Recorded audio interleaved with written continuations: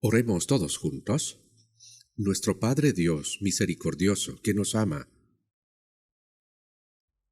te damos gracias por tu gran gracia, porque tuviste compasión de nosotros, que nos habíamos alejado de ti y andábamos en el pecado, y nos amaste. Cuando aún no te conocíamos, enviaste a nuestro Señor Jesucristo, que cargó en nuestro lugar la maldición y el juicio que debíamos recibir, y con la preciosa sangre que Él derramó, limpiaste nuestros pecados para siempre, de modo que ya no tenemos que enfrentar juicio ni maldición. Te damos gracias por tu gracia tan grande.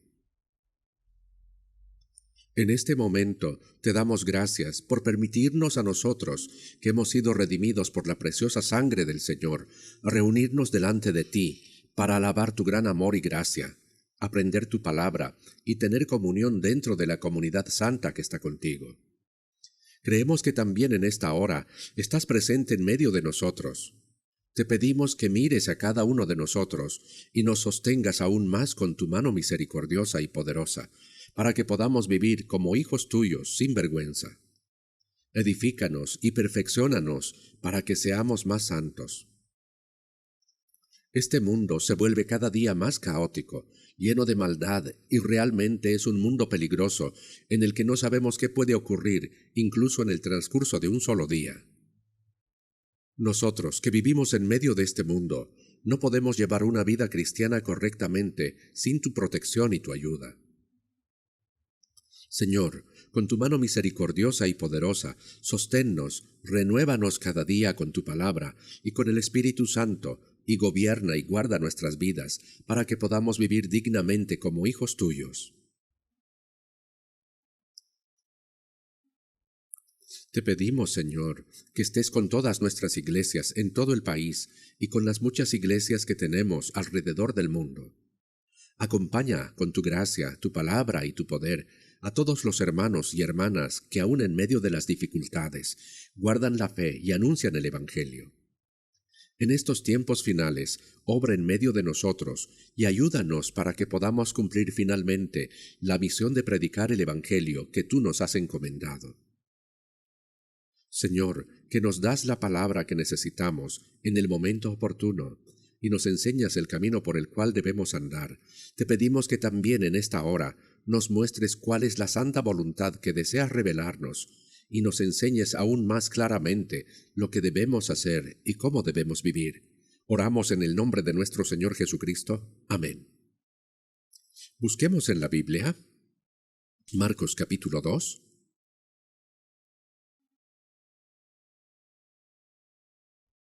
Marcos capítulo 2.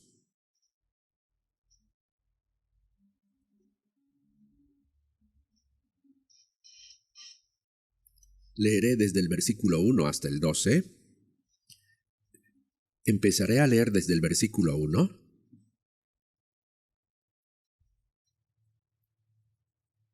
Entró Jesús otra vez en Capernaum, después de algunos días, y se oyó que estaba en casa. E inmediatamente se juntaron muchos, de manera que ya no cabían ni aun a la puerta, y les predicaba la palabra. Entonces vinieron a él unos trayendo un paralítico, que era cargado por 4. Y como no podían acercarse a él, a causa de la multitud, descubrieron el techo de donde estaba, y haciendo una abertura, bajaron el lecho en que yacía el paralítico. Al ver Jesús la fe de ellos, dijo al paralítico: Hijo, tus pecados te son perdonados. Estaban allí sentados algunos de los escribas, los cuales cavilaban en sus corazones. ¿Por qué habla éste así? Blasfemias dice. ¿Quién puede perdonar pecados, sino solo Dios? Y conociendo luego Jesús esos en su espíritu que cavilaban de esta manera dentro de sí mismos, les dijo: ¿Por qué caviláis así en vuestros corazones? ¿Qué es más fácil decir al paralítico: ¿tus pecados te son perdonados? ¿O decirle: levántate, toma tu lecho y anda? Pues para que sepáis que el Hijo del Hombre tiene potestad en la tierra para perdonar pecados. Dijo al paralítico: «A ti te digo, levántate, toma tu lecho y vete a tu casa».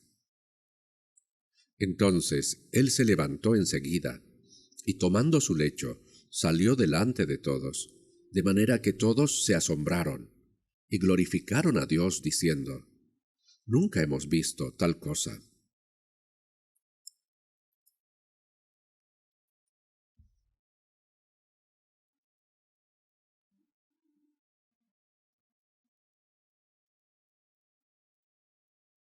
Sí, hasta aquí.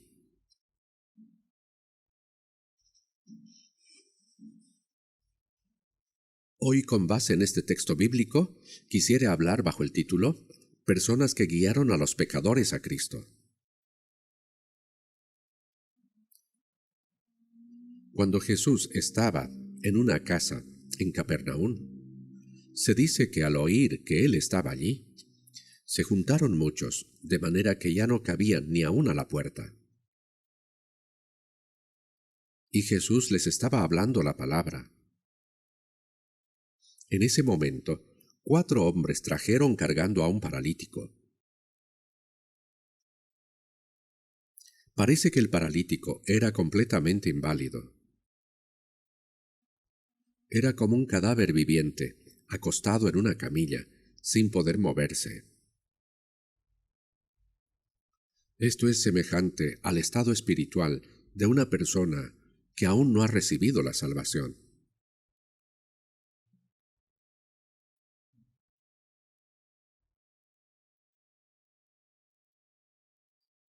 Jesús vio que aquellos 4 hombres querían traer al pobre paralítico ante él para que fuera sanado. Ellos estaban unidos con un solo corazón, y aunque era algo difícil, agotador y complicado, llevaron al enfermo, es decir, al pobre paralítico, desde lejos, con el deseo de que recibiera la sanidad de Jesús. Aunque era algo difícil, agotador y complicado. Pero en la casa donde estaba Jesús, había tanta gente que les fue imposible entrar. Sin embargo, después de pensarlo mucho, no se desanimaron. En lugar de rendirse, subieron al techo de la casa donde estaba Jesús. Las casas de los israelitas solían tener una escalera exterior que llevaba al techo.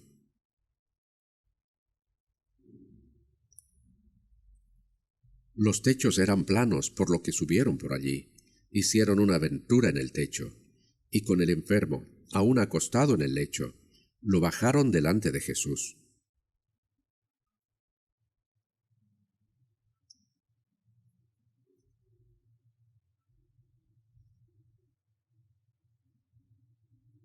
Si pensamos un momento en esa escena, realmente fue algo sorprendente.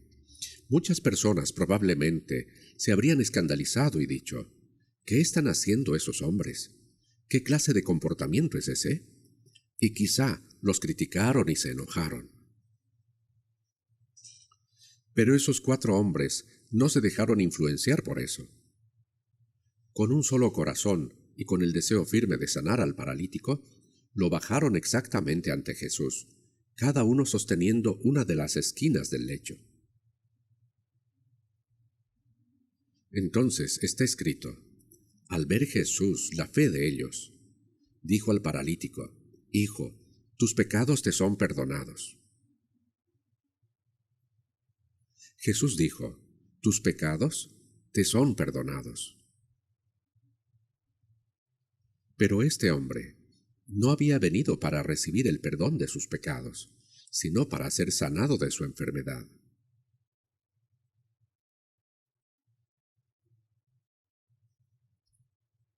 Seguramente estos 4 hombres trajeron al paralítico desde lejos con el único propósito que fuera sanado.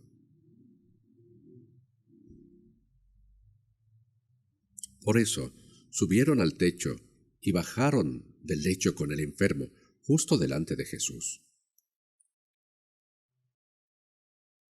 Seguramente sabían que muchas personas se enfadarían y los insultarían, y probablemente ya habían considerado pedir disculpas al dueño de la casa y pagar los daños. De todos modos, lo hicieron con el deseo de sanar al enfermo. Pero Jesús, al ver la fe de ellos, dijo al paralítico: «Hijo, tus pecados te son perdonados». Aquí, la fe de ellos no se refiere solo al paralítico, sino también a los 4 que llevaron cargando. Por eso dice que ellos, al ver a Jesús, la fe de ellos, dijo: «Hijo, tus pecados te son perdonados».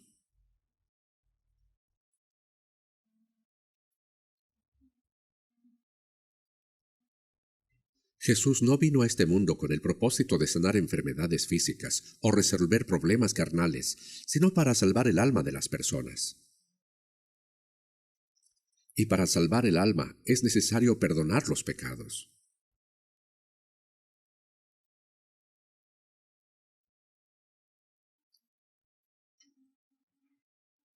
La lección importante que debemos recibir de esta palabra es que el paralítico no podía acercarse a Jesús por sí solo de ninguna manera.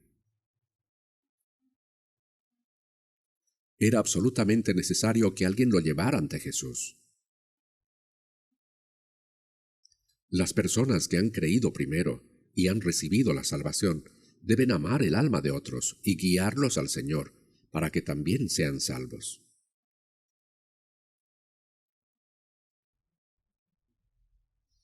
Para este pobre paralítico, el hecho de que hubiera 4 hombres, amigos o vecinos, que ya habían recibido la salvación, fue sin duda una gran bendición.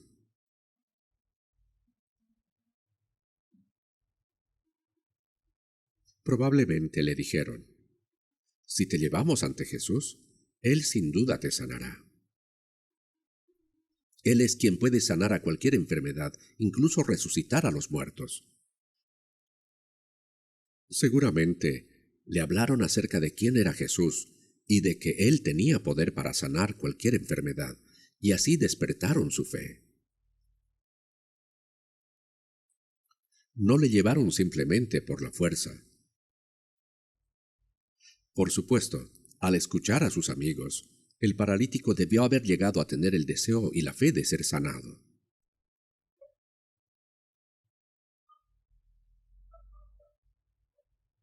Por eso, ataron cuerdas a las 4 esquinas del lecho, y los 4 lo llevaron cargando.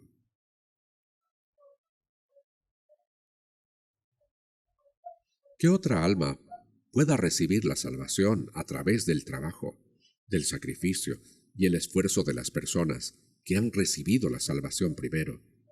Es el método que Dios ha establecido para salvar a las personas.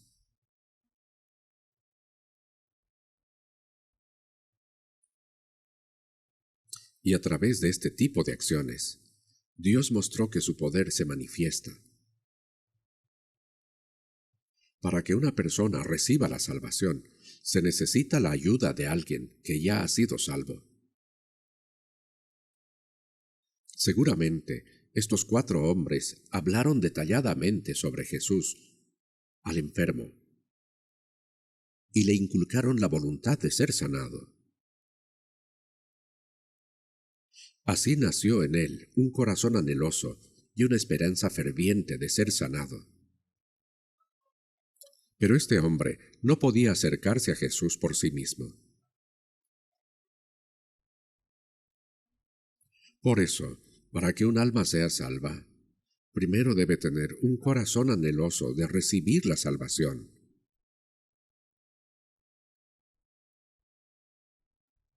Y para que esa persona llegue a ser salva, es absolutamente necesario el trabajo y el esfuerzo dedicado de los cristianos que han sido salvos primero.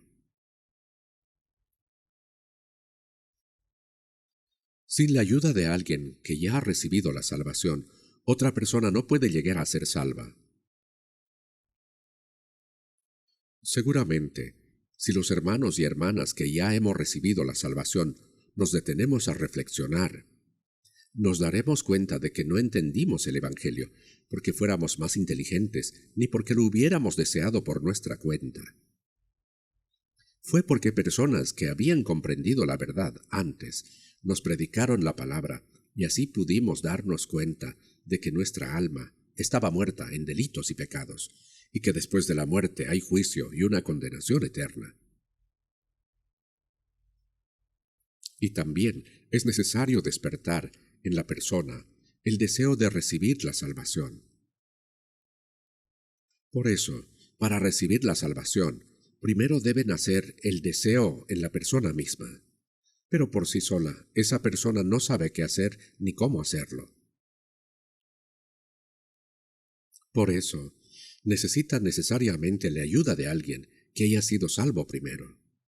Si lo pensamos bien, incluso nosotros, los que hemos sido salvos antes, pudimos recibir la salvación gracias a que hermanos y hermanas que ya habían sido salvos oraron por nosotros, nos guiaron con la palabra y nos ayudaron a tener una oportunidad para recibir la salvación.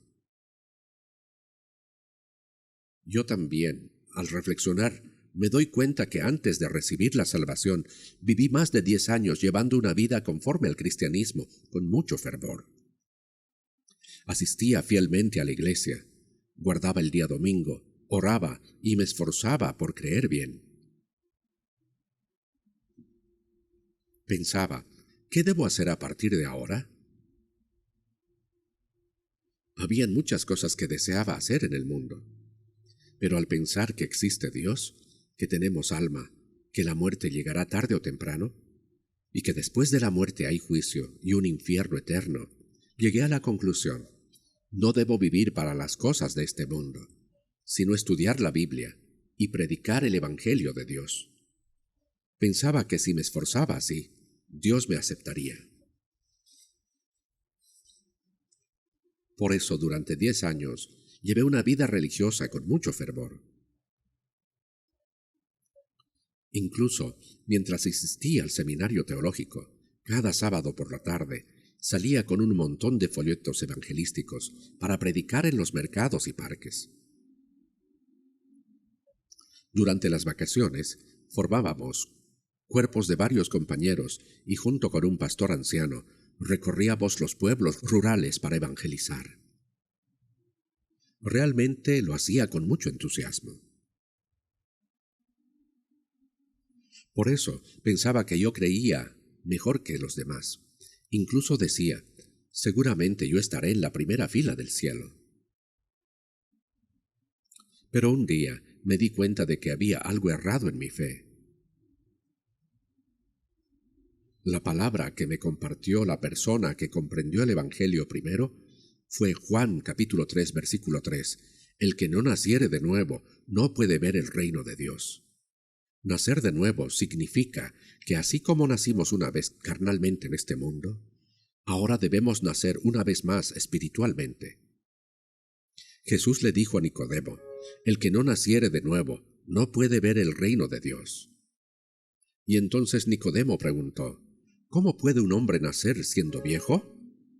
¿Puede acaso entrar por segunda vez en el vientre de su madre y nacer? Nacer de nuevo significa literalmente nacer otra vez. Jesús dijo, lo que es nacido de la carne, carne es, y lo que es nacido del espíritu, espíritu es. Es decir, dijo, aunque tuvieras la habilidad de volver al vientre de tu madre y nacer otra vez, eso seguiría siendo carne y no espíritu. Lo que es nacido de la carne, carne es, y lo que es nacido del espíritu, espíritu es. No te maravilles de lo que te dije, os es necesario nacer de nuevo. Muchas personas tienen malentendido respecto a este asunto. Piensan que creer es simplemente asistir a la iglesia y que tener fervor significa que uno está creyendo bien. Guardan el domingo, hacen la oración de la madrugada, a veces incluso vigilias de oración, hacen ofrendas, sirven en la iglesia y se esfuerzan al máximo, creyendo que eso significa tener una buena fe. Pero todo eso se puede hacer incluso sin haber nacido de nuevo. Por eso comencé a reflexionar, ¿cuándo nací de nuevo realmente? Hubo ocasiones en las que me sentía muy emocionado durante las reuniones de avivamiento. También tenía experiencias intensas mientras oraba, pero al observar con cuidado, me di cuenta que eso no era nacer de nuevo. Si estoy malentendiendo, pensando que nací de nuevo, cuando en realidad no lo hice, podría terminar en el infierno. Y tras mucha lucha interior, llegué a la conclusión, no he nacido de nuevo. Si muero ahora, iré al infierno. En ese entonces, ya estaba pastoreando una iglesia rural y llevaba 2 años en el ministerio. Cuando predicaba sermones, la gente me elogiaba diciendo que tenía buena fe y que siendo tan joven predicaba muy bien. Pero yo no tenía la certeza de haber nacido de nuevo. Después de mucha lucha interior, llegué a tener la convicción de que no había nacido de nuevo. No podía hablar de esto con nadie. En medio de esa angustia, alrededor de las 8 de la noche del 30 de octubre de 1962, comprendí de verdad que Jesucristo y la cruz, a quienes hasta entonces solo conocía de forma doctrinal y teórica, tenían que ver conmigo. No lo comprendí con la cabeza, sino lo entendí con la conciencia. Ahí se resolvieron todos los problemas. Ya no se trataba de intentar creer, sino que simplemente creí. Toda inseguridad y duda desaparecieron. Ese fue el momento en que nací de nuevo. Ese fue el momento en que recibí la salvación. Recibir la salvación, nacer de nuevo y obtener la vida eterna significan lo mismo. Incluso ahora, cuando lo pienso, me doy cuenta de que si hubiera seguido engañado, pensando que por ser fervoroso, estaba creyendo bien y que por eso recibiría una gran recompensa en el cielo, realmente habría sido algo muy grave. Por eso, cuando pienso en la gracia de Dios y en el hecho de haber recibido la salvación, no puedo dejar de sentir una profunda gratitud.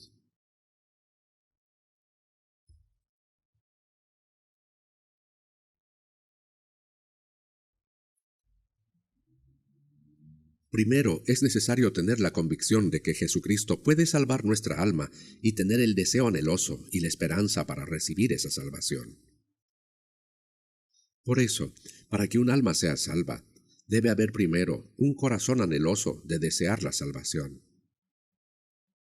Pero no solo eso, también es indispensable el trabajo y la ayuda dedicada de quienes ya han recibido la salvación. Por eso, una verdad clara e importante es que sin la ayuda de los cristianos que han sido salvos primero, otra persona no puede llegar a ser salva.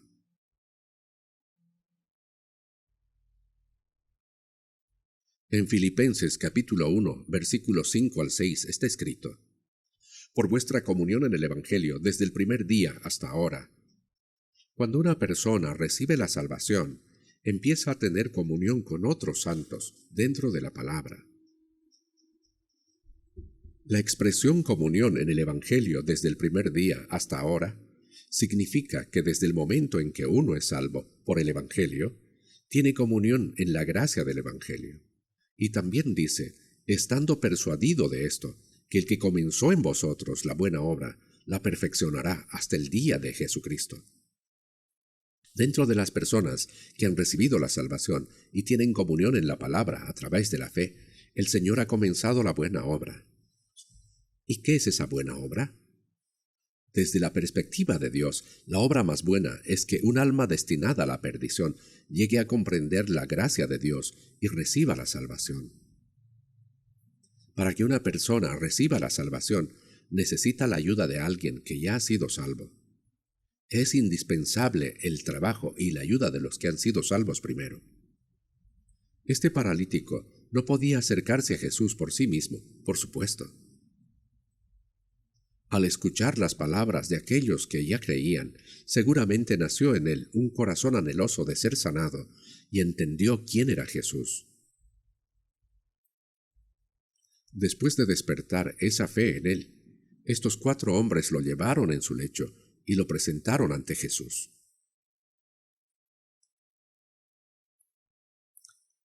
En Efesios capítulo 3, versículo 20 está escrito: Y aquel que es poderoso para hacer todas las cosas mucho más abundantemente de lo que pedimos o entendemos, según el poder que actúa en nosotros. En nosotros, los que hemos recibido la salvación primero, el Señor está obrando. Él es quien extiende su gracia primero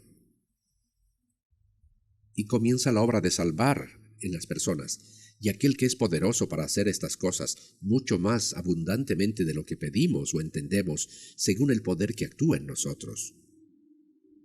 ¿Cuáles son entonces las cosas que pedimos y pensamos nosotros, los que hemos recibido la salvación? Son completamente distintas al pensamiento de las personas del mundo.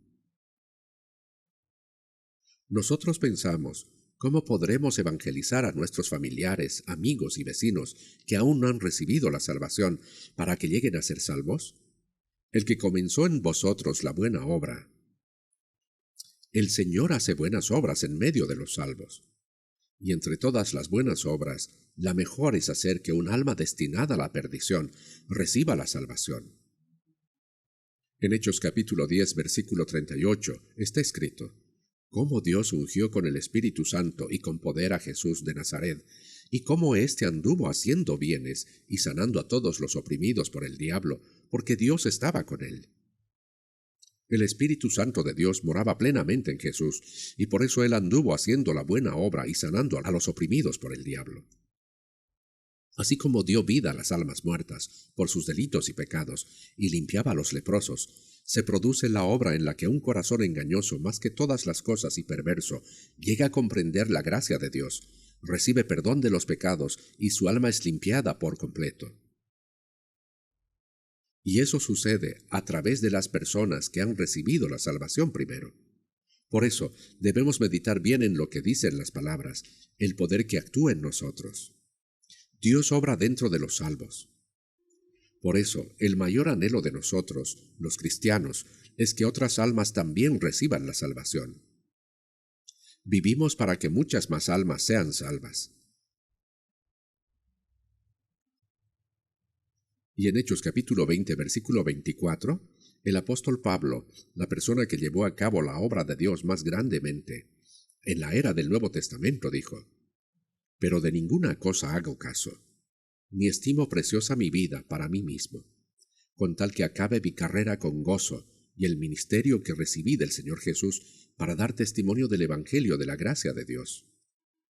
Este Evangelio de la gracia, es decir, que las almas reciban la salvación por medio del testimonio de la gracia de Dios cumplida por Jesucristo, es lo que se llama el Evangelio de la gracia. Para llevar a cabo esta obra de predicar el Evangelio de la gracia, dijo que no estimaba preciosa su vida para sí mismo. Mi vida carnal puede morir incluso 100 veces. El apóstol Pablo se esforzó hasta la muerte. Fue completamente fiel y predicando el Evangelio para que más almas pudieran ser salvas. Fue a Roma, evangelizó durante 2 años y finalmente fue decapitado y murió como mártir. No solo el apóstol Pablo, sino todos los apóstoles murieron mártires, predicando el Evangelio. ¿Y qué hay de nosotros? Aunque no podamos vivir como Pablo, Pedro o los demás apóstoles, no hay duda que hemos sido salvos por la misma gracia de Dios. Habiendo recibido la vida eterna y la esperanza, los que han sido salvos tienen ningún apego ni esperanza en esta tierra.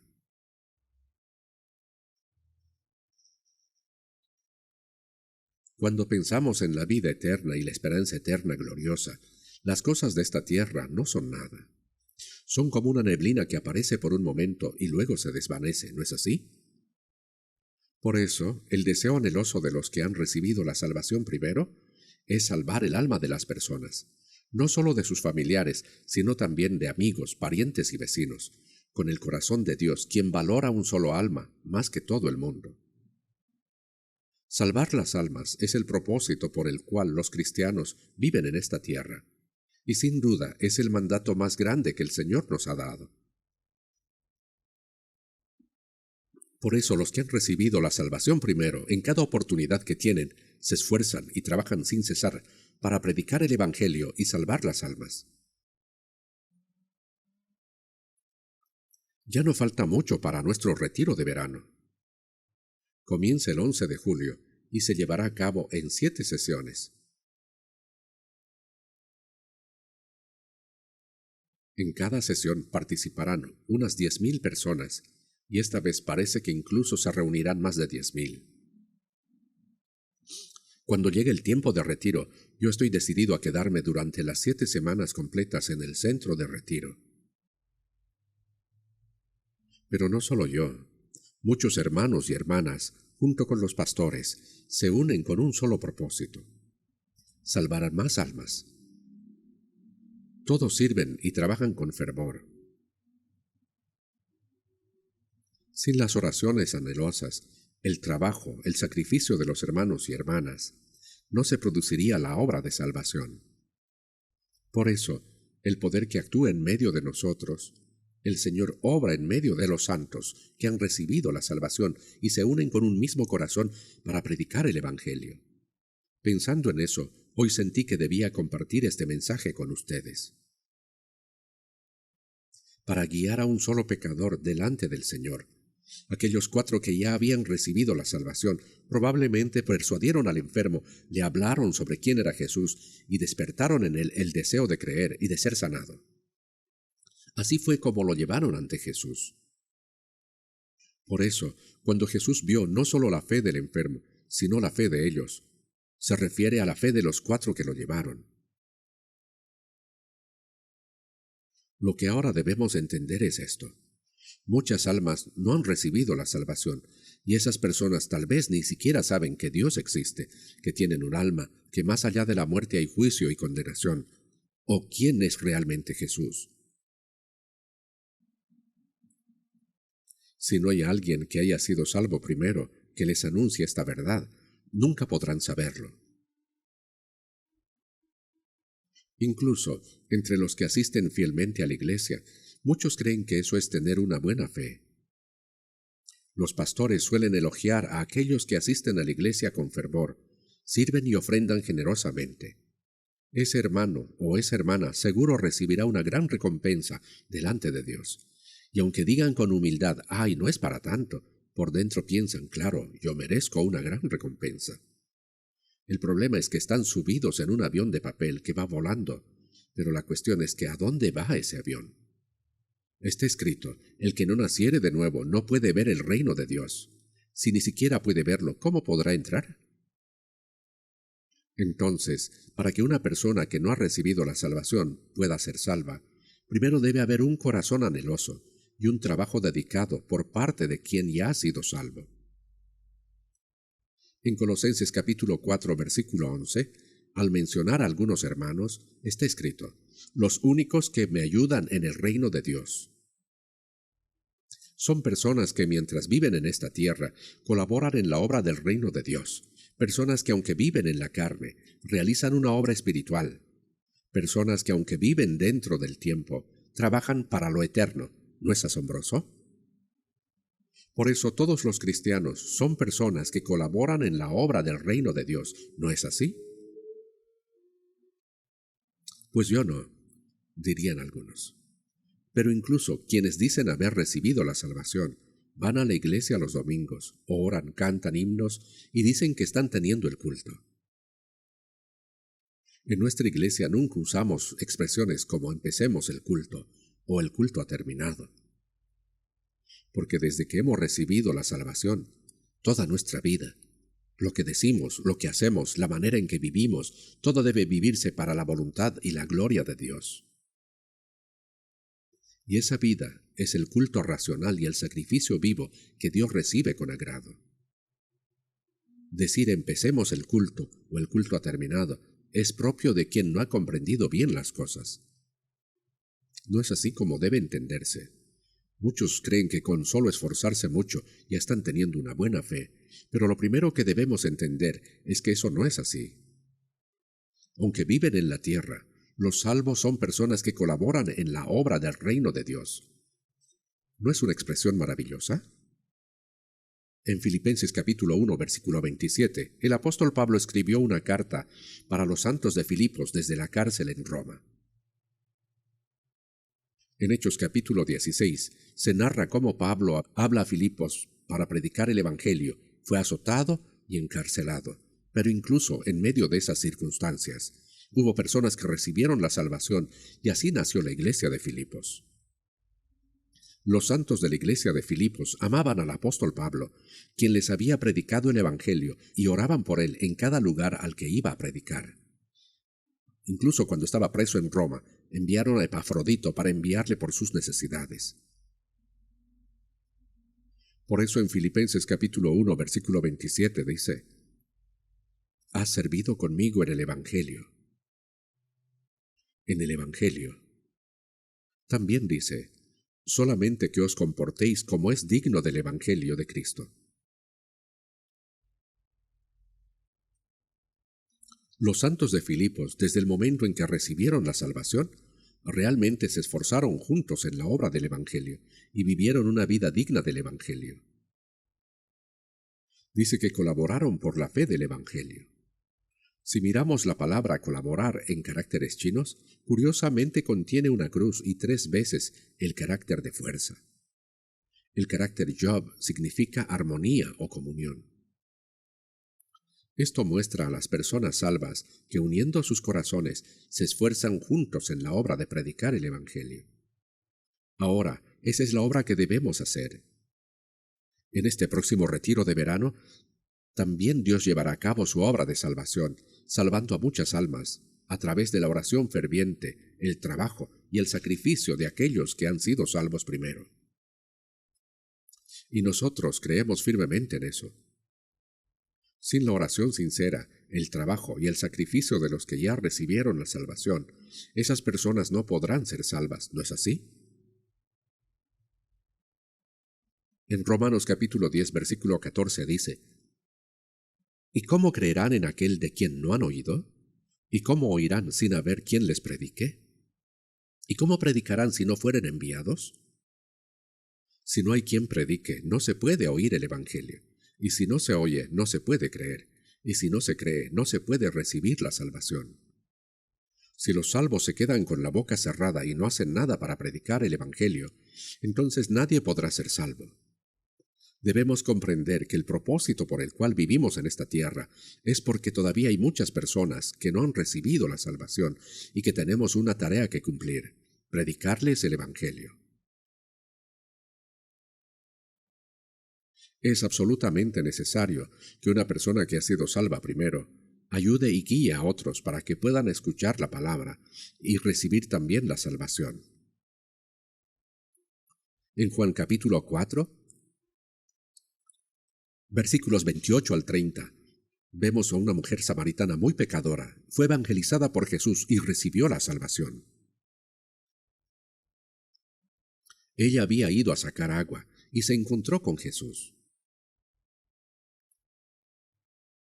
Jesús conocía muy bien qué tipo de pecadora era esa mujer. Era famosa en ese pueblo. Parece haber sido una mujer muy promiscua. Había tenido 6 hombres y ninguno de ellos era realmente su esposo. Por eso Jesús le dijo: «Porque 5 maridos has tenido, y el que ahora tienes no es tu marido». Esto has dicho con verdad. Esta mujer no podía ir a sacar agua por la mañana o por la tarde, como lo hacían las demás, sino que iba sola a mediodía, cuando no había nadie, y fue entonces cuando se encontró con Jesús.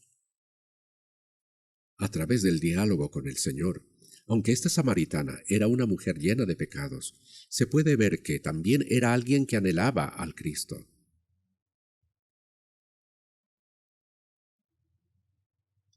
Cuando Jesús le habló de varias cosas, la mujer samaritana le dijo: «Señor, me parece que tú eres profeta». Ella no sabía que Jesús era el Cristo, pero reconoció que era un profeta, y porque él le señalaba todos sus pecados. Entonces pensó: ya que he conocido a un profeta, le preguntaré algo que siempre me ha causado curiosidad. Los samaritanos vivían en el norte de Israel, y en el año 722 a.C. fueron destruidos por Asiria. Como resultado, los israelitas del norte se mezclaron con los gentiles. Por eso, los judíos del sur de Judá los despreciaban y los trataban como apóstatas, como perros. No se relacionaban con ellos. Los judíos decían que el lugar para adorar a Dios era Jerusalén, pero los samaritanos habían construido un pequeño templo en el monte Gerizim y decían, «También se puede adorar aquí». Por eso la mujer samaritana le preguntó a Jesús, «Nuestros padres adoraron en este monte», refiriéndose al monte Gerizim, y añadió, «Pero vosotros decís que en Jerusalén es el lugar donde se debe adorar». Aprovechando que tenía delante a un profeta, le preguntó cuál era el lugar correcto. Entonces Jesús le respondió, «Mujer, créeme, que la hora viene, y cuando ni en este mundo ni en Jerusalén adoraréis al Padre. Y Dios es espíritu, y los que le adoran en espíritu y en verdad es necesario que le adoren». Dijo que no será ni en el monte Gerizim ni en Jerusalén, donde se adore al Padre, sino que viene la hora en que se adorará verdaderamente al Padre. Dijo que esa no era la verdadera adoración. Dios es espíritu, y los que le adoren en espíritu y en verdad es necesario que le adoren. Espíritu y verdad, es decir, con el Espíritu Santo y con la verdad. Una persona que no ha recibido la salvación no puede hacerlo de esa manera. Primero debe recibir la salvación y luego vivir guiado por el Espíritu Santo y la verdad. Esa es la verdadera adoración en espíritu y en verdad. Cuando Jesús dijo eso, los ojos de la mujer samaritana se abrieron de golpe y exclamó, «Ahora veo que tú eres el Cristo, eres el Cristo». Entonces dejó su cántaro y corrió al pueblo de Samaria, gritando como loca, «Venid, ved todo cuanto ha hecho, ¿no será este el Cristo?». En vez de avergonzarse de los pecados vergonzosos de su pasado, proclamó, «Venid, ved. Venid, ved a un hombre que ha dicho todo cuanto he hecho, ¿no será este el Cristo?». Su testimonio tenía tanta convicción y tanta seguridad que la gente pensó algo fuera de lo común. Algo fuera de lo común ha sucedido. Así los samaritanos salieron de la ciudad y se acercaron a Jesús. Entonces, después de escuchar las palabras de Jesús, lo invitaron a quedarse con ellos. Jesús permaneció en Samaria durante 2 días, y durante ese tiempo predicó el Evangelio a los samaritanos.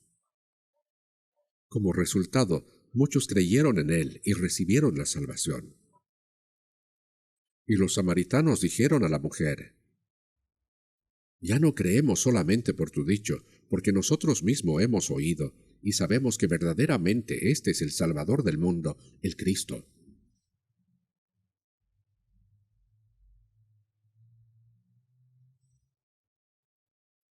En Proverbios capítulo 21, versículo 28 dice, «Mas el hombre que oye permanecerá en su dicho».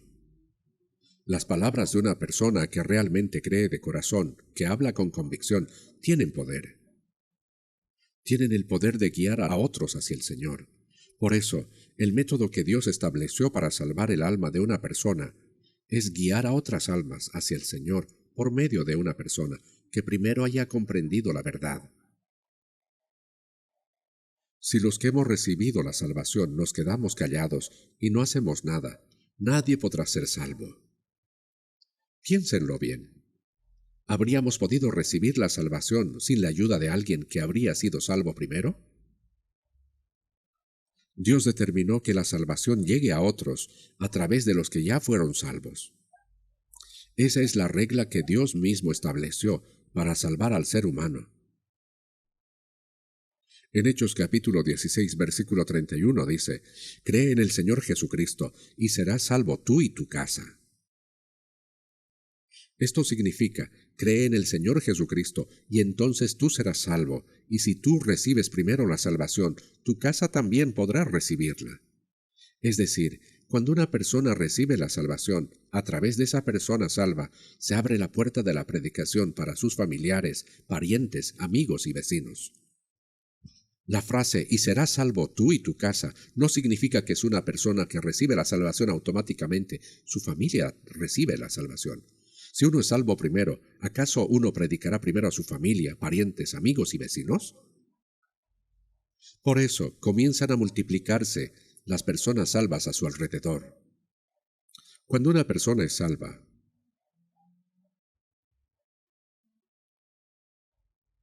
y para poder guiar a otros al Señor, uno mismo debe tener primero una fe firme y un testimonio claro.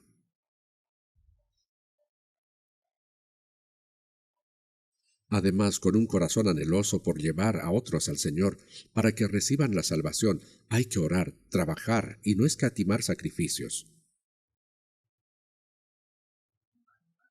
Predicar no es algo fácil, ¿verdad? Muchas veces uno piensa que simplemente diciendo vamos a la iglesia o asiste conmigo a la iglesia, ya está predicando. Pero incluso entre los que ya asisten a la iglesia, hay muchísimos que no han recibido la salvación. ¿Acaso se puede recibir la salvación solo por ir a la iglesia?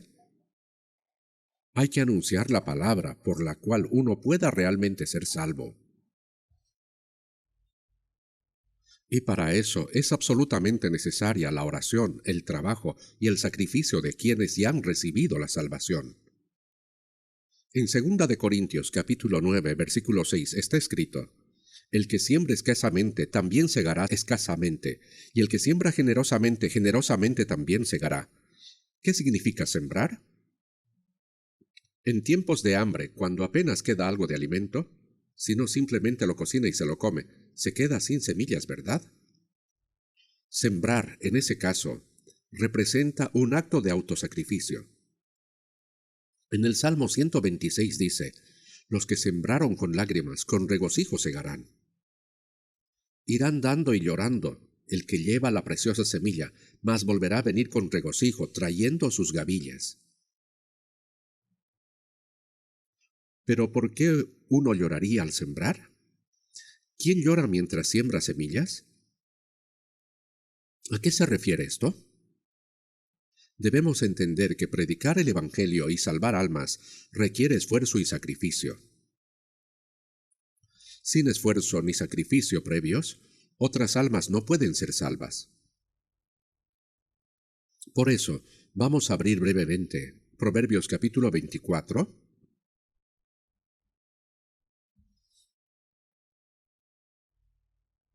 Proverbios capítulo 24, versículo 11.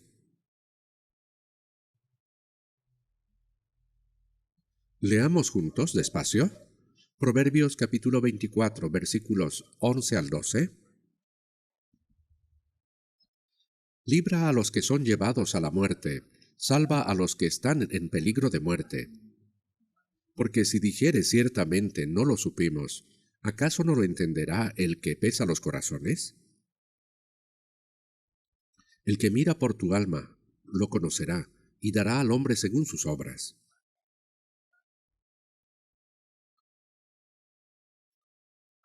A los que son llevados a muerte, las personas que no han recibido la salvación están siendo llevadas a la muerte. Son personas que ya están destinadas al infierno, ¿verdad? Salva a los que están en peligro de muerte significa que no debemos dejarlos abandonados. Si los dejamos tal como están, se irán al infierno. En Juan capítulo 20, después de la resurrección de Jesús, él dijo a sus discípulos: A quienes remitiereis los pecados, les son remitidos, y a quienes se los retuviereis, les son retenidos. ¿Qué significa esto? Si uno anuncia el hecho de que el Señor cumplió la eterna redención en la cruz, entonces se le perdonan los pecados, pero si no se lo anuncia y se queda en silencio, esa persona se va tal cual como está en el infierno. Por eso, a los que están en peligro de muerte, es decir, a los que están atrapados por el diablo y llevados al infierno, hay que rescatarlos.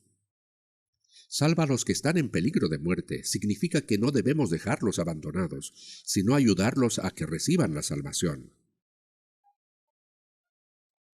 Porque si dijereis, ciertamente no lo supimos, ¿acaso no lo entenderá el que pesa los corazones? Después de que Caín mató a su hermano Abel a pedradas, Dios le dijo: ¿Dónde está Abel tu hermano? Y él respondió: No sé, ¿soy yo acaso guarda de mi hermano? Y Dios dijo: La voz de la sangre de tu hermano clama a mí desde la tierra. Después de haber matado a su hermano, dijo, no sé, ¿cómo puedo saberlo? Es un aspecto muy descarado, ¿verdad? Nosotros no hemos matado a nadie, pero si dejamos tal como están a los pecadores que se dirigen a la perdición y permitimos que se vayan al infierno, ¿no tendremos ninguna responsabilidad? Ciertamente no lo supimos. ¡Qué bien miente uno! Personas no salvas, nuestra familia, parientes, amigos, vecinos, hay muchos. Si los dejamos así, simplemente perecerán. Por sí solo no pueden recibir la salvación. Porque si dijeres ciertamente no lo supimos, ¿acaso no lo entenderá el que pesa los corazones? El que mira por tu alma, él lo conocerá. En Santiago capítulo 4, versículo 17 dice, y al que sabe hacer lo bueno y no lo hace, ¿y qué más dice? Le es pecado.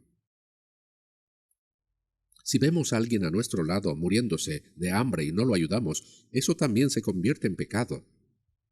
Si vamos por la autopista y presenciamos un accidente en el que alguien está a punto de morir, diríamos, qué pena, pero tengo prisa, ¿y seguiríamos nuestro camino? No. Debemos dejar todo de lado y hacer lo mejor que podamos para salvar a esa persona, ya sea llamando a emergencias o llevándolo al hospital. Si pasamos de largo fingiendo que no vimos nada, nos convertimos en asesinos indirectos. Por eso el apóstol Pablo también dijo en 1 de Corintios capítulo 9, «Ay de mí si no anunciar el evangelio». Y al que sabe hacer lo bueno y no lo hace, le es pecado. El bien más grande es predicar el evangelio y salvar a las almas que están destinadas a ir al infierno. Y sí, podemos hacerlo. Si tan solo ayuda un poco, esa alma que iba rumbo a la perdición puede recibir la salvación. Pero si digo que me da pereza, que es difícil, que estoy ocupado, y fin, no puedo ver nada, el que mira por tu alma, él lo conocerá. Él, es decir, Dios, dará al hombre según sus obras, según la obra de no predicar el evangelio. Las personas del mundo serán juzgadas por Dios por sus malas acciones y sus pecados. Los salvos, aunque no hagan el mal como la gente del mundo, ni vivan en el pecado, si sabiendo hacer el bien y no lo hacen, también le es pecado. Al que sabe hacer lo bueno, ay de mí si no anunciar el evangelio, según la obra de no predicar el evangelio. Aquí en Proverbios capítulo 24, al ver un alma que está por perecer, uno dice, ciertamente no lo supimos. ¿Pero acaso no lo entenderá el que pesa los corazones? ¿Y dará al hombre según sus obras? ¿Según qué obras? Por no haber evangelizado a las almas que están destinadas a perecer, ¿lo sabían? ¿Sabían que no predicar también es pecado? Deben saberlo. Y al que sabe hacer lo bueno y no lo hace, le es pecado.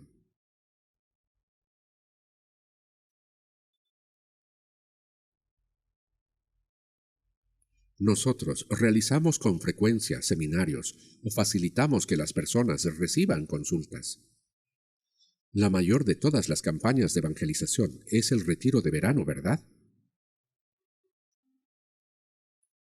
Durante las 7 sesiones consecutivas de retiro, predicamos el Evangelio a muchas personas. Para poder compartir el Evangelio con más personas, como faltan muchos alojamientos, estamos construyendo más habitaciones en este momento. ¿Conocen el centro de retiro, verdad? Pues el que se está construyendo ahora tendrá 480 habitaciones. Será un número similar al del actual centro de retiro. Seguramente muchas personas participarán allí y recibirán la salvación. Por eso estamos orando por ello, colaborando unos con otros, ofrendando y esforzándonos. La obra más grande que tenemos que hacer los que hemos recibido la salvación mientras vivimos en esta tierra es salvar a los que todavía no han sido salvos, a los que están siendo llevados a la muerte, a los que están en peligro de muerte. Si son arrastrados al infierno, simplemente será una destrucción eterna, sin vuelta atrás. Pero si decimos ciertamente no lo supimos, estamos engañando a nuestra conciencia, ¿verdad? Y para esta obra hay mucho que debemos hacer. Estos hombres trajeron al paralítico delante de Jesús. Quitaron parte del techo y bajaron el lecho para ponerlo frente a él. El paralítico vino para ser sanado de su enfermedad. Pero Jesús vio que este hombre no solo tenía una enfermedad carnal, sino una enfermedad que lo llevaba al infierno, el pecado. Y eso era lo que debía ser sanado primero. Por eso le dijo, tus pecados te son perdonados.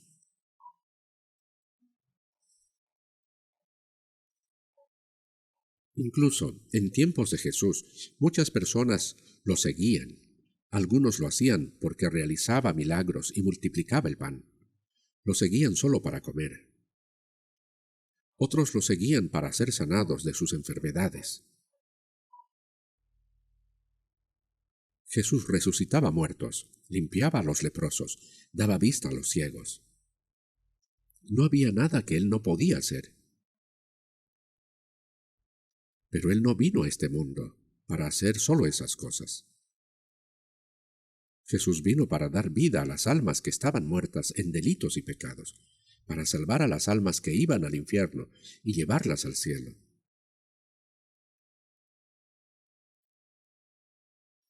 Por eso en Juan capítulo 5, versículo 21, Jesús dijo, porque como el Padre levanta a los muertos y les da vida, así también el Hijo a los que quiere dar vida. Como el Padre levanta a los muertos y les da vida, Él vino a dar vida a los muertos. Y dijo, así también el Hijo a los que quiere da vida. Pero para dar vida a los muertos, no es algo que se haga fácilmente. La paga del pecado es muerte. Por eso alguien debe pagar el precio del pecado. ¿Y cómo se paga? Una vida sin pecado debe morir en lugar del pecador. Esto no es un problema sencillo. Para salvar a los pecadores que están destinados a ir al infierno, el Hijo unigénito de Dios, el Santo y Glorioso que es igual a Dios, fue condenado a muerte, como si fuera el más miserable de los pecadores. Recibió todo el oprobio y el dolor que debería haber caído sobre los pecadores y murió en la cruz. Y con su sangre perdonó eternamente todos nuestros pecados. En Levítico capítulo 17 versículo 11 dice, la vida de la carne en la sangre está. Por eso, la misma sangre hará expiación de la persona. En la época del Antiguo Testamento, un cordero, un macho cabrío o un becerro sin defecto moría derramando su sangre para hacer expiación por los pecados del pueblo de Israel. Pero en Hebreos capítulo 10 versículo 4 está escrito, porque la sangre de los toros y de los machos cabríos no puede quitar los pecados. ¿Cómo va a quitar los pecados humanos la sangre de un animal? No se puede. Eso fue una figura anticipada de que en el futuro el Hijo unigénito de Dios, sin pecado, moriría como un cordero. Hebreos capítulo 9 versículo 22 dice, sin derramamiento de sangre no se hace remisión. Y en primera de Juan capítulo 3 versículo 5 dice, y sabéis que Él, es decir, Jesús, apareció para quitar nuestros pecados y no hay pecado en Él. Jesús, que no tenía pecado, vino a este mundo para quitar nuestros pecados. ¿De qué manera? Muriendo en nuestro lugar. El Hijo unigénito de Dios, santo y sin mancha, vino para morir como un cordero, derramando su sangre para perdonar nuestros pecados. Como está escrito, sin derramamiento de sangre no se hace remisión. Por eso en Hebreos capítulo 9, versículo 12 dice, y no por sangre de machos cabríos ni de becerros, como lo hacían los israelitas en el tiempo antiguo, sino por su propia sangre entró una vez para siempre en el lugar santísimo, habiendo obtenido eterna redención. Cuando Jesús murió en la cruz dijo, consumado es. Es decir, todo está cumplido, todo está terminado. ¿Qué cosa? la obra de perdonar nuestros pecados. El Hijo unigénito de Dios, que no tenía pecado, no solo cargó con los pecados de todo el mundo y murió, sino que derramó toda su sangre preciosa para perdonar eternamente nuestros pecados. Por eso en Primera de Pedro, capítulo 1, versículo 18, está escrito: sabiendo que fuisteis rescatados de vuestra vana manera de vivir, la cual recibisteis de vuestros padres, no con cosas corruptibles, como oro o plata, sino con la sangre preciosa de Cristo, como de un cordero sin mancha y sin contaminación. Hemos recibido el perdón de nuestros pecados, porque el Hijo unigénito de Dios murió como un cordero, y su sangre preciosa perdonó eternamente nuestros pecados. Nosotros hemos comprendido y creído esta verdad. Por eso, el Hijo unigénito de Dios, sin pecado, murió en nuestro lugar, y con la sangre que derramó, perdonó para siempre todos nuestros pecados. Cuando Jesús le dijo al paralítico: «¿Tus pecados te son perdonados?», aunque aún no había muerto en la cruz, lo dijo anticipando la muerte que habría de padecer. En Isaías capítulo 44, versículo 22, el profeta Isaías habló 700 años antes de la venida de Jesús. A los israelitas les dijo: «Yo deshice como una nube tus rebeliones, y como niebla tus pecados. Vuélvete a mí, porque yo te redimí». Esto fue dicho en base a lo que Cristo haría en el futuro, al venir y morir en la cruz para perdonar los pecados de la humanidad. Cuando Jesús dijo en la cruz: «Consumado es», fue en ese momento que nuestros pecados fueron borrados con la sangre de Jesús, como está escrito: «Yo deshice como una nube tus rebeliones y como niebla tus pecados». Por eso dice: «Vuélvete a mí, porque yo te redimí». Lo que creemos es esto, que cuando aún no sabíamos nada, el Señor Jesús murió en nuestro lugar, y con la preciosa sangre que derramó perdonó eternamente nuestros pecados. Esa es la verdad en la que creemos. Ahora abramos Efesios capítulo 1, versículo 7. Efesios capítulo 1.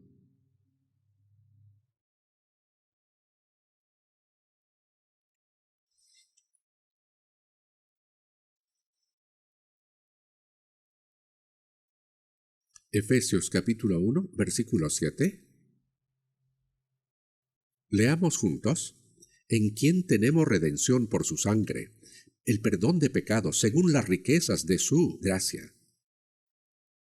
En Cristo según las riquezas de su gracia, según las riquezas de gracia que Dios nos ha dado por su sangre, es decir, por la sangre que el Señor derramó al morir en nuestro lugar, tenemos redención.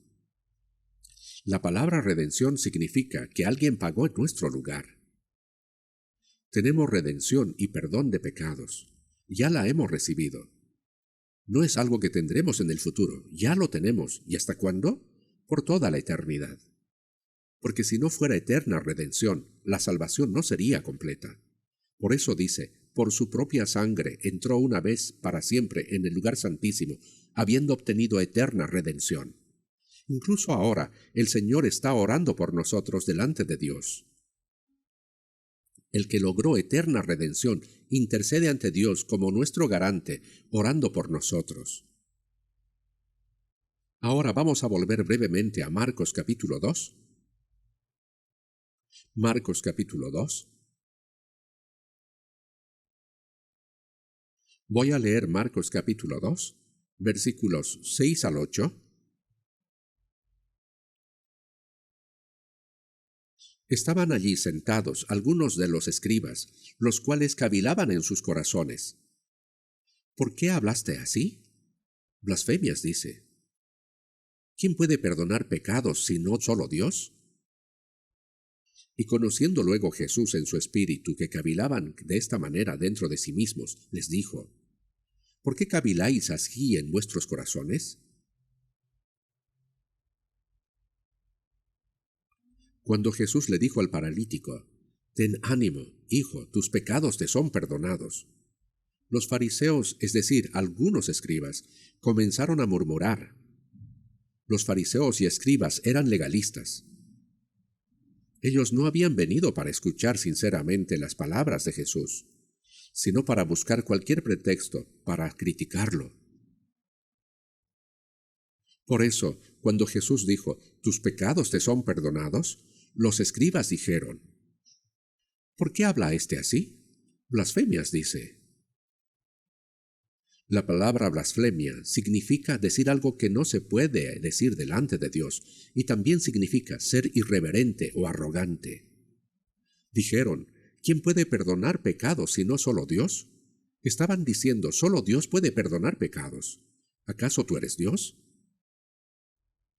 Aquellos que criticaron a Jesús lo acusaron de blasfemia porque decía cosas que ningún ser humano podía decir, ya que él se consideraba igual a Dios.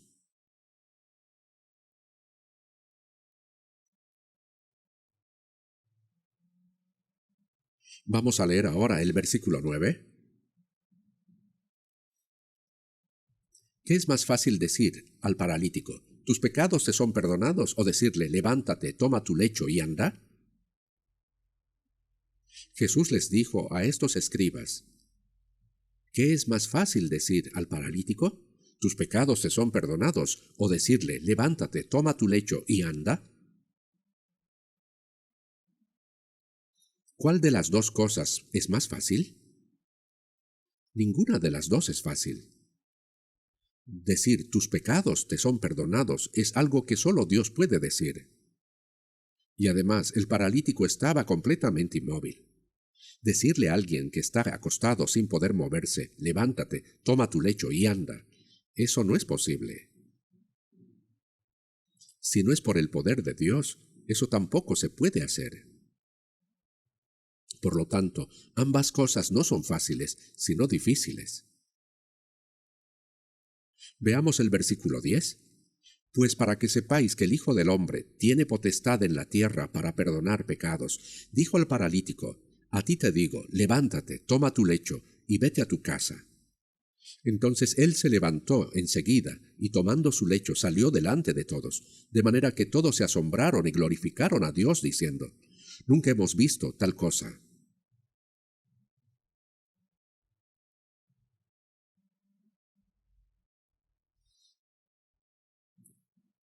Consideraban que solo Dios podía decir tus pecados te son perdonados, y decir toma tu lecho y anda, no es algo que cualquiera pudiera hacer.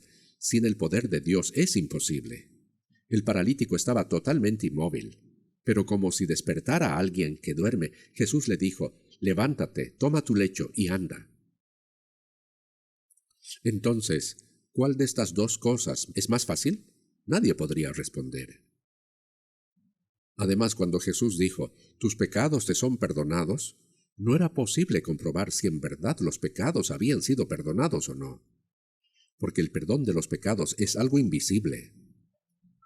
Pero cuando Jesús dijo, «Toma tu lecho y anda», el hombre se levantó enseguida, y tomando su lecho salió delante de todos, de manera que todos se asombraron y glorificaron a Dios diciendo, «Nunca hemos visto tal cosa». Después de que Jesús dijo, levántate, toma tu lecho y anda, este hombre se levantó de golpe, tomó su lecho y salió caminando. Aunque fueron sus amigos quienes trajeron cargando el lecho, en ese momento este hombre se levantó y pudo caminar cargando el lecho en el que había estado acostado.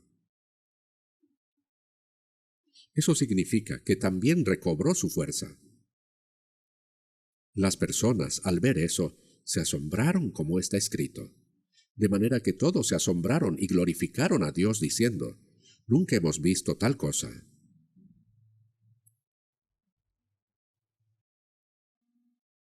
El propósito por el cual Jesús sanó a este enfermo fue para mostrar mediante ese milagro que sus palabras, «tus pecados te son perdonados», eran verdaderas y ciertas.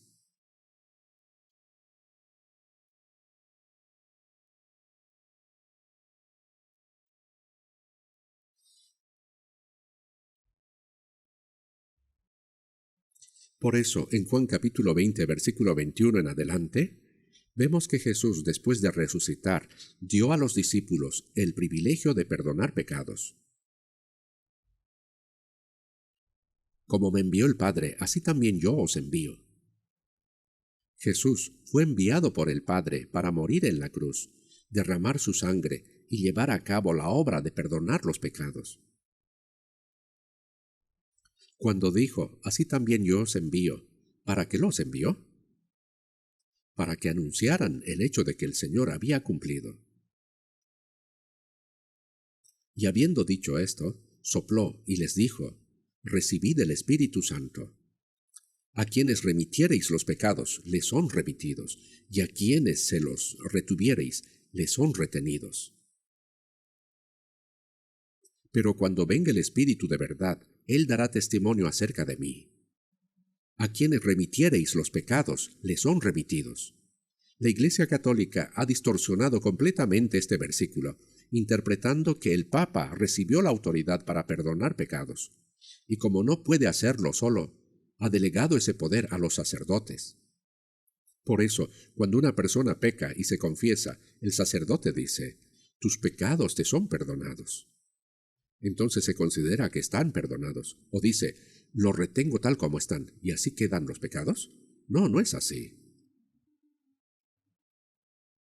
Si testificamos de hecho de que Jesús perdonó eternamente nuestros pecados en la cruz, el pecado es remitido. Pero a quienes los retuviereis significa no predicar y dejarlos así. Eso es condenación. ¿No es esto asombroso? Entonces, ¿cuán grande es la responsabilidad de que nos ha dado? En Mateo capítulo 16, versículo 26, según las palabras de Jesús, porque ¿qué aprovechará el hombre si ganare todo el mundo y perdiere su alma? ¿O qué recompensa dará el hombre por su alma? Jesús dijo que un alma vale más que todo el mundo. El espíritu creado a imagen de Dios es muy precioso y valioso a los ojos de Dios. Porque estimado seré en los ojos de Jehová.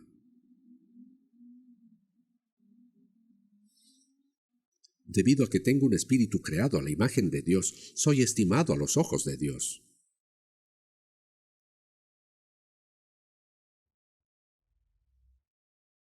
Por eso, si testificamos del hecho de que Jesús perdonó eternamente nuestros pecados, hay perdón.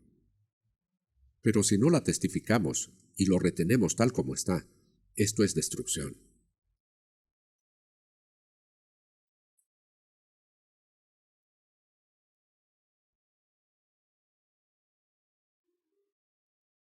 ¿Y cómo oirán sin haber quien les predique? ¿Y cómo predicarán si no fueren enviados? Fueron enviados, ¿y cómo no predicar entonces? Jesús dijo, como me envió el Padre, así también yo os envío. Eso no fue dicho solo a los apóstoles. La persona que ha recibido la salvación desde el momento en que es salva, existe para anunciar esa verdad. En el Salmo capítulo 66, versículo 16 dice, y contaré lo que ha hecho a mi alma. Anunciaré lo que Dios ha hecho por mi alma. Es decir, que ha cumplido eterna redención. Esta es la máxima orden que el Señor nos dio y el propósito por el cual los cristianos viven en esta tierra.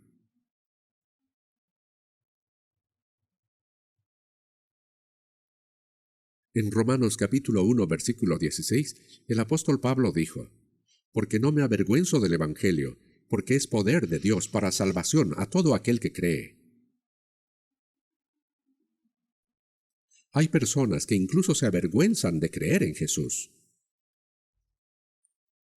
Algunos, cuando van a la iglesia un domingo, envuelven la Biblia como un periódico para que no se note. Y si alguien les pregunta a dónde va, responden, por ahí. ¿Acaso les da vergüenza ir a la iglesia? ¿Les da vergüenza llevar una Biblia? Yo cuando veo a alguien en el avión o en el autobús abrir la Biblia y leerla abiertamente, sin esconderse, le tengo mucho respeto. Y me pregunto cómo será su fe. Y también hay quienes se avergüenzan de predicar. Dicen tímidamente crea en Jesús y después se ponen rojos de la vergüenza. ¿De verdad les da tanta vergüenza?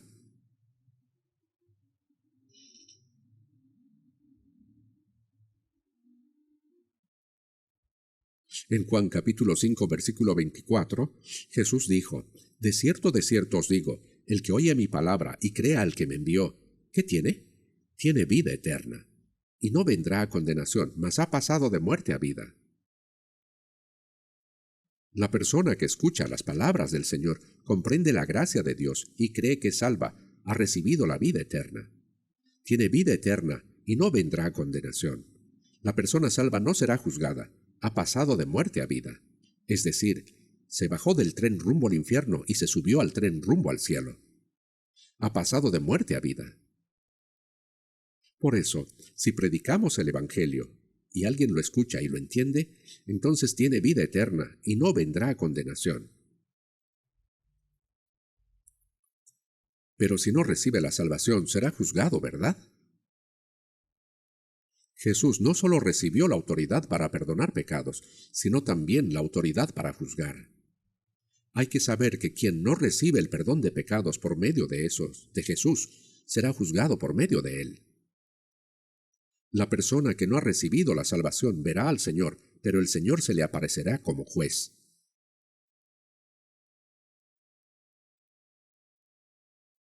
Está escrito, por cuanto es el Hijo del Hombre. El hecho de ser el Hijo del Hombre significa que Jesús vino como hombre y murió en la cruz, y por eso le fue dada la autoridad de hacer juicio.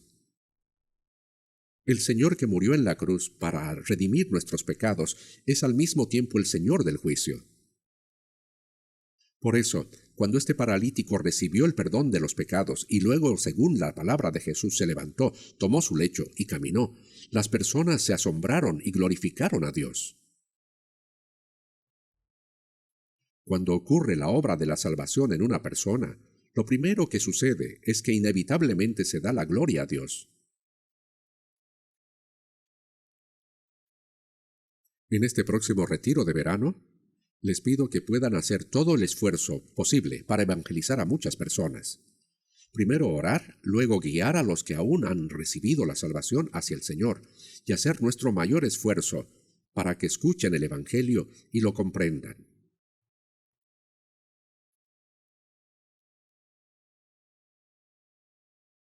Cuando vemos el retiro, no solo el pastor que está en el púlpito es quien evangeliza. No son solamente los pastores o predicadores que hacen las consultas quienes evangelizan. Todos los hermanos y hermanas dan lo mejor de sí por el retiro. Algunos ayudan con la guía del tráfico, complicado. Otros limpian. Otros lavan los platos en la cocina. Hacen trabajos pesados. En fin, al ver que cada uno se esfuerza haciendo todo lo que puede para cumplir con la parte que le corresponde en la obra de predicar el Evangelio, es algo verdaderamente hermoso. Es a través de ese esfuerzo que Dios obra para salvar almas. Esta vez también debemos orar juntos, esforzarnos, sacrificarnos y colaborar para que por medio de nuestro trabajo se lleve a cabo la gran obra de Dios y muchas almas reciban la salvación. Oremos juntos. Dios, nuestro Padre misericordioso, gracias por tener misericordia de nosotros, que andábamos en el pecado, éramos merecedores del juicio eterno, y por perdonar eternamente nuestros pecados con la preciosa sangre del Señor, sin requerir ningún mérito de nuestra parte. Ahora que hemos recibido la salvación, te pedimos, Señor, que uses preciosamente a cada uno de nosotros, conforme a tu voluntad, para que el propósito de nuestra vida en esta tierra, que es anunciar el Evangelio a muchos que aún no han sido salvos, se cumpla, guiando así a muchas almas hacia ti para que reciban la salvación.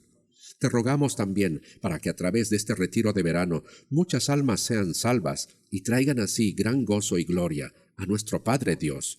Confiando todo en tu mano poderosa y misericordiosa del Señor, te pedimos que nos ayudes, que todos seamos sostenidos por la mano de tu poder y que podamos ser usados preciosamente en la obra de guiar a las almas preciosas hacia el Señor para que reciban la salvación. Hemos orado en el nombre de nuestro Señor Jesús. Amén.